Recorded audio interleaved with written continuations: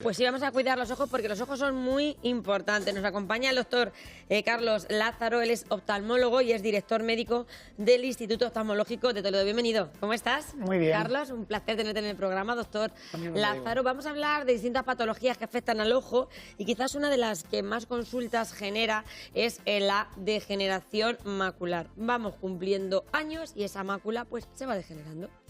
Sí, es correcto. Lo que pasa es que no todo el mundo, porque cumpla años, va a desarrollar una degeneración macular. Todo el mundo no va a tener una degeneración macular, eso afortunadamente. Es así. Gracias a Dios. Es una patología que es muy frecuente, que afecta aproximadamente al 2-3% de la población, globalmente hablando, pero más del 5% cuando hablamos de personas por encima de 50 años, y es algo muy frecuente, es un tema de salud pública que puede llegar a afectar de forma muy importante a la visión de cada uno de nosotros, pero afortunadamente es algo que no todo el mundo tiene y que, bueno, pues con los cuidados actuales, con la prevención y con los tratamientos que hoy tenemos, pues podemos tratar, evidentemente. ¿Hay factores de riesgo que puedan provocar esa degeneración macular? Sí, el principal factor de riesgo es la herencia, es decir, hay un factor hereditario como casi todo. La herencia en todo. Casi todo se hereda, efectivamente, lo bueno, pero también lo malo, y este factor hereditario es muy importante. También el consumo de algunas sustancias como, por ejemplo, el fumar, por ejemplo, y dietas ricas en grasa y una serie de factores. O sea, que si tú comes mucha grasa puedes... No es que sea comer mucha grasa, pero bueno, comidas no del todo saludables, las proporciones no adecuadas de omega 3, de otros ácidos grasos poliinsaturados. Una alimentación no adecuada también puede estar ahí entre esos factores. Si tú ya además tienes el componente genético ahí, pueden acelerar ese proceso. El tabaco, lógicamente, entonces, pero el llevar una dieta equilibrada, una dieta mediterránea, pues con frutas, con verduras, con pescados, eso es favorecedor de proteger nuestras células encargadas de la visión, en este caso, las de la retina. Totalmente. Me estaba diciendo nuestra Julia Carrilero, que está dirigiendo el programa estos días, que qué importante es la alimentación en todo, y es que es así, no somos conscientes y cada vez lo estamos viendo pues en todos los tipos de enfermedades. Aquí se sientan cada día distintos expertos en salud y insisten con ese mensaje: hay que cuidar la alimentación, doctor Lázaro, hay que saber y vigilar lo que comemos. Atrás quedó ese mito de que hablábamos de mitos con el doctor también veterinario Carlos Rodríguez, y decíamos que la alimentación también es importante en los animales, y cuando nos contaban lo del mito de hay que comer zanahorias, que es buena para la vista, pues hay otras cosas muy importantes también que favorecen la vista. Sí, efectivamente, bueno, la vitamina A de la vista evidentemente es muy importante. Yo creo que somos lo que comemos, somos lo que respiramos, y evidentemente que estemos ante determinadas patologías que están influidas, que se influencian por agentes externos, es algo fundamental que tenemos que tener en cuenta, claro, lógicamente. El teléfono está abierto, doctor, 92528 6791 y 60 37 39 30. Si ustedes tienen alguna duda que quieran consultar con nuestro oftalmólogo, estamos hablando de distintas patologías que afectan a los ojos, hablábamos de esa degeneración macular, y sobre todo también nos importa saber, o queremos saber, qué tratamientos existen hoy en día cuando ya se nos ha diagnosticado una degeneración macular. La degeneración macular, lo más importante es hacer, como tú decías, una prevención adecuada. Entonces, cuando se nos diagnostica, inicialmente empezamos ya con tratamientos antioxidantes, una serie de fármacos que van a llevar una serie de sustancias que van a favorecer el metabolismo y la respiración de las células de la retina, ¿no? Luego, una vez que ya tenemos diagnosticada esta patología, tenemos que diferenciar si estamos ante una degeneración macular de tipo húmedo o exudativo o de tipo seco. Esta diferenciación es fundamental. Una pregunta que nos hace todo el mundo cuando nos diagnostican cualquier patología de nuestros ojos: ¿nos podemos quedar ciegos? Bueno, nos podemos quedar ciegos de muchas cosas. Lo que pasa es que la degeneración macular afecta a una parte de la retina, al centro. Entonces, lo normal es que los pacientes con degeneración macular puedan verse muy afectados en sus quehaceres diarios, en su vida diaria, pero lo normal es que no se queden ciegos por la degeneración macular. ¿Y un golpe fuerte, un impacto también puede provocar una degeneración macular? No, nunca. Un golpe fuerte no va a provocarlo. Otra cosa es que tengamos alguna patología en la mácula, se produzca un sangrado y eso empeore la salud de nuestras células de la mácula. Pero un golpe no tiene por qué provocar una degeneración macular. ¿Qué síntomas vamos a notar en nuestros ojos? Fundamentalmente existe una pérdida de visión. Generalmente el paciente nos acude a consulta con una disminución de la agudeza visual. Generalmente se creen que es lo más frecuente, que es las cataratas, que es algo que tenemos todos tarde o temprano, y con alguna frecuencia diagnosticamos esta degeneración macular. Entonces, Cuando está en un estadio más avanzado, el paciente puede llegar a ver deformado, las líneas torcidas. Entonces estamos ante una degeneración macular de tipo exudativo que requiere un tratamiento distinto, como son las inyecciones intravítreas de una serie de sustancias, agentes que van a frenar el crecimiento neovascular de la retina. Se puede tratar sin ningún tipo de intervención quirúrgica. No, es una cirugía, es una intervención. Es una intervención, pero es una intervención sencilla. Es una inyección que realizamos en el quirófano y que cuando lo diagnosticamos realizamos lo que denominamos una dosis de ataque, que son 3 inyecciones separadas cada una de ellas. ¿Y frena ese proceso de degeneración? Frena la evolución. Hasta hace unos años no teníamos nada y los pacientes se quedaban muy limitados. Actualmente el gran problema es que tenemos que estar inyectando con mucha frecuencia. Es importante que contemos estas cosas en Estando Contigo, que nos preocupamos, y siempre lo digo, de la salud en esta televisión pública, porque cuando hablamos de hace unos años es que no es que se piensen ustedes que hablamos de en tiempos de la Guerra Civil, hace unos poquitos años. Sí, pues a lo mejor hace 7, 8 o 9 años la degeneración macular no teníamos prácticamente nada que hacer. O sea, yo cuando era residente, pues la degeneración macular lo veíamos y ya es casi que le decimos al paciente, no podemos hacer nada. Hoy en día ha evolucionado enormemente. Hoy en día podemos tratar a nuestros pacientes, no mejorarles, pero sí mantenerles la visión que tiene. Entonces eso es algo fundamental, porque los pacientes pueden permitirse tener una vida prácticamente normal el resto de su vida. Exactamente. Has hablado de cataratas, ahora vamos a hablar de la diferencia entre esa degeneración macular y las cataratas, pero antes vamos a atender a una de nuestras espectadoras que nos hace una pregunta. Ella dice que es de Valdepeñas, se llama María, y su pregunta es que su marido tiene 83 años y padece tensión ocular. Sus 2 hijos también están empezando a tener tensión ocular. ¿Hay un factor genético también ahí? Claro, estamos hablando de un glaucoma. El glaucoma es la gran enfermedad en la que el componente hereditario es más importante. ¿La tensión ocular es lo mismo que glaucoma? Todos los glaucomas tienen una afectación de la presión intraocular. O sea, podemos tener una presión intraocular elevada y no tener glaucoma, y tener la tensión muy bajita y tener glaucoma. O sea, el glaucoma es una neuropatía óptica en la que el factor clave y determinante es la tensión ocular.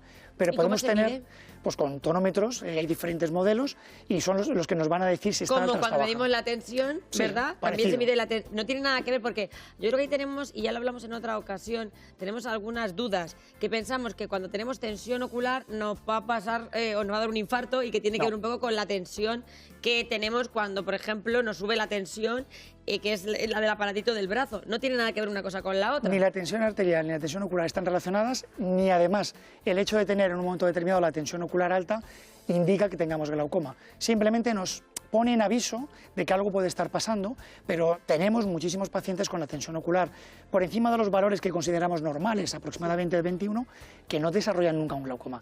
De ahí la importancia de hacer los estudios para saber qué pacientes son los que van a desarrollarlo. Eso hay que vigilarlo. Claro, a partir de los 45 años, vamos a poner de media, todos debemos de pasar una vez por el oftalmólogo. ¿Y qué notamos con la tensión ocular? ¿Nos duele mal pues la cabeza? La desgracia es que generalmente no notamos nada. No tenemos síntomas. No tenemos síntomas. Entonces, muchos pacientes vienen a consulta porque creen que tienen cataratas y a lo mejor tienen o degeneración macular, o tienen glaucoma, o tienen alguna otra patología. Pero estas 3 son las más frecuentes. Son las más frecuentes. Por lo tanto, hay no veces dan también síntomas. que ustedes a lo mejor les ha pasado que tienen la tensión alta y lo primero que se ven ustedes antes de tomarse la tensión es que se levantan con los ojos muy enrojecidos y dices, ¿me habrá pasado que tengo la tensión alta? No tiene tampoco nada que ver, pero ¿a qué pasa con la tensión alta? Claro, a ver, cuando se produce una hipertensión arterial, es como si tenemos un jardín en el que tenemos las tuberías y aumenta la presión, por el motivo que sea, puede estallar una tubería. Pues a nivel del ojo estalla un vasito. Ese vasito, como tenemos la esclera, que es de color blanco, llama muchísimo la atención. Es una hemorragia subconjuntival, un hiposfagma, y eso es característico, eso sí, de la hipertensión arterial. Ese punto rojo, ¿verdad? Que sin más ni más, ¡pum!, aparece en nuestro ojo. Aparece, pero se extiende y dura una semana o 2. Exactamente, que no se quita, en ese momento, no se quita. Que permanece ahí. ¿Es importante que hagamos una consulta ahí, doctor? Es importante porque es un factor de riesgo. Nosotros, viendo el fondo de ojo, podemos ver si existe luego una hipertensión arterial mantenida en el tiempo y, por tanto, sí, efectivamente. Viendo el fondo de ojo y ustedes mantenida como cuando, por ejemplo, te ponen un holter que vas viendo cómo durante un tiempo está tu organismo. Claro, es otra patología, es la retinopatía hipertensiva que nosotros diagnosticamos estudiando el fondo de ojo. Fíjense la de cosas que es que el ojo es muy chiquitín, pero ojo lo que hay dentro de él. Sí. Doctor, ojo lo que da de sí. Más preguntas que nos surgen, pero antes vamos a hablar de esas cataratas. Has hablado de la palabra cataratas cuando hablábamos de glaucoma y cuando hablábamos también de degeneración macular. Sí. ¿Cómo son o cuándo surgen las cataratas? ¿Qué factores de riesgo tenemos y cómo se diagnostican? Las cataratas son una opacificación de la principal lente del organismo, que es el cristalino. Todos, con el paso de los años, vamos teniendo una ligera tinción del cristalino, va volviéndose un poquito más amarillento, más verdoso, y va disminuyendo la agudeza visual. Entonces, al final, prácticamente todos tendremos cataratas. Hay gente que lo tiene a los 85 años y gente que lo tiene a los 50 años. Y hay gente que incluso antes, pero realmente prácticamente todo el mundo Hay niños con cataratas, se denominan cataratas congénitas, y es una indicación de cirugía muy precoz, porque si no desarrollan una ambliopía, un ojo vago, ese ojo no se desarrolla y nunca va a ver. Por tanto, las cataratas congénitas hay que operarlas lo antes posible. ¿Y qué síntomas vamos a tener? ¿Qué vamos a ver en nuestros ojos? Pues eso sí que está claro que es una pérdida de visión. O sea, en el momento que no tenemos una pérdida de visión, hay que acudir al oftalmólogo. Claro, yo creo que la gente ahí no duda, ¿no? No lo duda, sí, es verdad. Realmente es que igual que cuando nos duele algo, vamos al médico a que nos explore la parte que nos afecta. Cuando perdemos visión, está claro que hay que ir al oftalmólogo. Claro. Hay que ir al oftalmólogo. También el otro día me decía una compañera, pues resulta que mi chico tiene visión borrosa. ¿Tendrá que ver el estrés? A veces, ahora que vivimos en una vida tan... Pues eso, tan deprisa, que vamos caminando más rápido de lo que podemos. ¿El estrés puede provocar a veces también este tipo de sensaciones? Sí, el estrés puede provocarlo, se pueden producir espasmos de acomodación que hace que veamos más borroso, y se pueden producir algunas patologías relacionadas con el estrés, como la coriopatía central serosa y otras. Por tanto, el estrés es una causa de problemas a nivel general y a nivel ocular también. Pero que tener una visión borrosa también es un tema de consulta. Es decir, claro, no nos levantamos y tenemos una visión borrosa, bueno, no creo que me pase nada, estaré estresado. No, vamos al médico. Si es una visión borrosa y se mantiene y no se quita en un rato, desde luego sí. Hay que ir al médico. Más preguntas que tenemos. Otra pregunta de Julia, nos la hacía alguna espectadora, Nuria. Nuria nos dice que me operaron de cataratas y se me han reproducido. ¿Hay algún tratamiento definitivo? No se han reproducido, las cataratas no se pueden reproducir. Lo que le habrá ocurrido es que se opacifica la lente, se opacifica la cápsula sobre la que va apoyada la lente. Esto ocurre en un porcentaje muy importante de pacientes, diría que casi todos, pues porque es un intento del organismo de cicatrizar. El organismo reconoce que hay un agente externo, en este caso es una lente intraocular, y las células propias de la cápsula que envolvían originalmente el cristalino intentan como abrazar la lente. Nosotros eso no lo podemos permitir porque opacifican la lente. Entonces tiene un tratamiento sencillísimo que se llama capsulotomía con láser JAG, que realizamos, bueno, hoy he realizado esta mañana una, en 5 minutos. Es decir, sencillo. Que esta señora puede perfectamente acudir allí al Instituto Oftalmológico, por ejemplo, que tenemos a Timo, que ayuda a Yavertido, va a tratar fenomenal todo el equipo del doctor Lázaro, y automáticamente quitamos esa opacidad y volvería, no tiene que pasar por la intervención. No es una intervención. Que no es una reproducción de cataratas, eso es importante que lo digamos, que la gente dice, se me han reproducido las cataratas, yo eso lo he oído mucho. No. ¿No se reproducen? Se da con un tratamiento con láser en consulta, es muy sencillo, muy rápido y son 5 minutos. Y en 5 minutos lo tenemos resuelto. Sí, no es en quirófano. Bueno, pues Nuria, toma nota. Las cataratas a veces, la gente tiene un poco de miedo, ya cada vez menos, pero ha costado mucho que la gente fuera a intervenirse. A veces le veíamos a la gente con la capa de la catarata que ya hasta simple vista se veía. Yo creo que en cualquier cirugía los pacientes, todos como pacientes que al final seremos, tenemos que ser prudentes. La cirugía del ojo tenemos que tener respeto al ojo. Yo creo que no tiene sentido el no tener absolutamente nada de miedo. Yo creo que tenemos que ser respetuosos, no con el ojo, sino con cualquier intervención quirúrgica. Totalmente. Porque todo se puede complicar. ¿Qué ocurre? Que hoy en día la cirugía de catarata es una cirugía que hacemos muchísimas. Todo el mundo, si vive el tiempo suficiente, tiene cataratas y por tanto hacemos muchas. Entonces la evolución de la cirugía ha sido tremenda en los últimos años y es un procedimiento muy seguro. No quiere decir que no se pueda complicar, pero sí que es muy seguro. Yo creo que la gente no tiene que tener miedo, respeto, prudencia y nada más. Respeto y prudencia, pero no dejar las cosas. Más preguntas que nos surgen. Mari Carmen nos llama de Manzanares, Ciudad Real. Ella tiene 69 años y ella tiene cataratas y ve así como unas lucecillas. ¿Es de las cataratas o puede ser otra cosa? En principio, las lucecillas, lo que nosotros denominamos fotopsias, no son por las cataratas. Cuando ocurren fotopsias, que generalmente suelen ocurrir de forma brusca, lo ideal es acudir al oftalmólogo porque pueden ser tracciones del vítreo y pueden llegar a provocar otras cosas. Cuando ocurre de forma aguda, si es algo que ve de forma permanente, pues a lo mejor se debe a una opacidad del cristalino, efectivamente, pero cuando el paciente tiene fotopsias, de repente, de un día para otro, aparecen luces que antes no veía, especialmente en la oscuridad, entonces sí que tiene que acudir a un oftalmólogo, porque pueden ser cosas relacionadas con la retina. Bueno, pues últimamente también hay mucha gente que está afectada por una sensación de ojo seco. De hecho, se ha visto que después del COVID y sobre todo en este último COVID, el que hemos pasado a finales de verano, esa patología afectaba sobre todo a toda la mucosa de la boca, de la nariz y también el ojo, también otra mucosa más. ¿Cómo se trata, doctor? Pues el ojo seco es una cosa frecuentísima, es una de las patologías que más vemos en la consulta y la verdad es que hasta ahora lo único que podíamos hacer era lágrimas artificiales, podemos dar algunas pomadas, algunos tratamientos inmunosupresores incluso, pero ahora afortunadamente disponemos, concretamente en la clínica disponemos desde hace algún tiempo de un láser, es una luz pulsada que ayuda a... actúa sobre algunos tipos de glándulas que alteran la película lagrimal, ayuda a que funcionen un poquito mejor, elimina el componente graso excesivo de unas glándulas que se denominan glándulas de mebomio y recuperamos en una buena medida la película lagrimal. Por tanto, hasta hace un tiempo casi no disponíamos de armas en contra del ojo seco, pero hoy en día creo que es algo que podemos luchar contra ello. Es importante porque es verdad que hay un porcentaje altísimo de gente que después del COVID continúa con ese COVID persistente que está afectando al ojo. ¿Y por qué?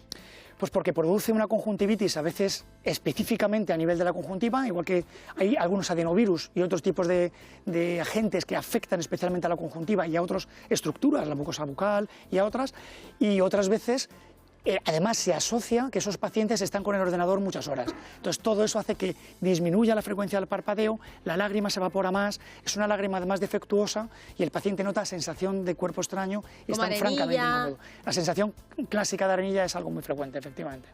Más preguntas. Nos llamaba también una persona de 71 años. Se llama Jacinto, de los Navalmorales en Toledo. Él precisamente hablaba de esa sequedad en los ojos constantemente, que aprobaba las lágrimas artificiales y que el hombre no puede.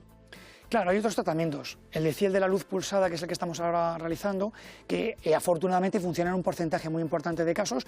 Hay algunos pacientes en los que funciona de forma incompleta, que no funcione nada no tenemos, pero sí algunos de forma incompleta que tienen que seguir con lágrimas. Es importante que el ojo tenga lágrimas, o sea, que no es algo que diga, bueno, no tengo lágrimas, no pasa nada. Es fundamental, claro. O sea, pueden desarrollar muchísimas patologías en el ojo si no tenemos esa secreción. Es que cada vez que parpadeamos necesitamos que el ojo esté lubricado. Si no, roza un tejido como es el párpado, claro, roza el párpado contra la córnea, que es un epitelio que tiene que estar completamente transparente y necesitamos que esté lubricado. Por tanto, la lágrima es fundamental, es básica. La lágrima artificial, ya lo habéis dicho muchos oftalmólogos que habéis sentado en estos sofás, debemos de llevarla como algo que forma parte de nuestras cosillas que llevamos en el bolso, como decimos nosotras, porque no nos preocupamos a veces del ojo, llevamos el pintalabios, llevamos tantas cosas a lo mejor que son necesarias o que sirven para la estética y no nos damos cuenta de que a lo mejor llevar siempre pues unos sticks de lágrima artificial son muy buenos y sí, necesarios. Bueno, hay mucha gente que no tiene ningún problema de lágrima y a lo mejor no lo necesita. Pero bueno, sí yo que lloro muchísimo, yo creo que no. Claro, es cierto que ahora mismo en el mundo en el que estamos muchísimas horas con el ordenador, en el que estamos a veces en ambientes un poco cargados, también aire acondicionado, calefacción, todo eso hace que la evaporación sea importante. Entonces, el tener estas monodosis de lágrima artificial a base de ácido hialurónico y de otros productos, creo que es algo importante y que en nuestra casa, en nuestra oficina, pues todos creo que tenemos que tener a mano porque en un momento dado vamos a poder necesitarlo. Totalmente. Nosotros, por ejemplo, que nos dedicamos a estar pues fijando la atención mucho rato en la cámara, ayer, por ejemplo, nosotros estuvimos trabajando, que tuvimos que grabar muchas cosas y yo hoy tengo la sensación de que mis ojos están cansados. Sí. Y a las que nos dedicamos a esto y nos maquillan con el rímel, pues sería conveniente que, por ejemplo, las que nos pintamos todos los días deberíamos de utilizar, incluso nuestras compañeras deberían de tener ahí esa lágrima artificial para usarla. Por ejemplo, al final del día, después de un día intenso de trabajo, pues antes de irse, por ejemplo, a la cama, cuando te vas a poner a ver un poquito la televisión por la noche, o a leer, por ejemplo, creo que es algo interesante, una lágrima artificial que no lleve vasoconstrictores, porque hay algunos tipos de lágrimas que son incluso nocivas, porque llevan vasoconstrictores y no son, se ponen los ojos blancos, pero no son todos los sanas que deberían ser. Te estás refiriendo a lo que se utilizaba antes, claro, que es ese, lo sabemos todos, no vamos a nombrar ninguna marca, que era como me lo he hecho y el ojito blanco. El ojito blanco, pero no son sanas. Exactamente. Es mejor utilizar un tipo de lágrima artificial que la venden en farmacias. Sí, por supuesto. Y que te pones 2 gotas por la mañana, mediodía y por la noche. por ejemplo, es una forma buena de hacerlo, pero sobre todo cuando el ojo lo pide. Si el ojo en el momento es que el nota ojo lo pide. Hoy lo sensación estoy de cuerpo notando yo que mi extraño. ojo me está pidiendo algo, Claro. porque está cansado. Es sensación de cuerpo extraño, ahí lo podemos utilizar sin ningún tipo de problema. Pues mira, doctor, da gusto hablar con usted, ya lo sabe. El teléfono hoy está sonando sin parar. Muchas respuestas se van a quedar en el aire, pero no se preocupen porque el doctor otro día, ¿verdad? Claro, Con su encantado, permiso, por supuesto que sí. viene estando contigo, que estaremos encantados de recibirle. El doctor Carlos Lázaro lo pueden encontrar en el Instituto Oftalmológico de Toledo. Allí les atiende y han visto todas las novedades que tenemos y es un placer de verdad escucharle y estar este ratico con usted. Gracias. Gracias. Hasta Doctor luego. Lázaro. Continuamos, que ahora viene la crónica social.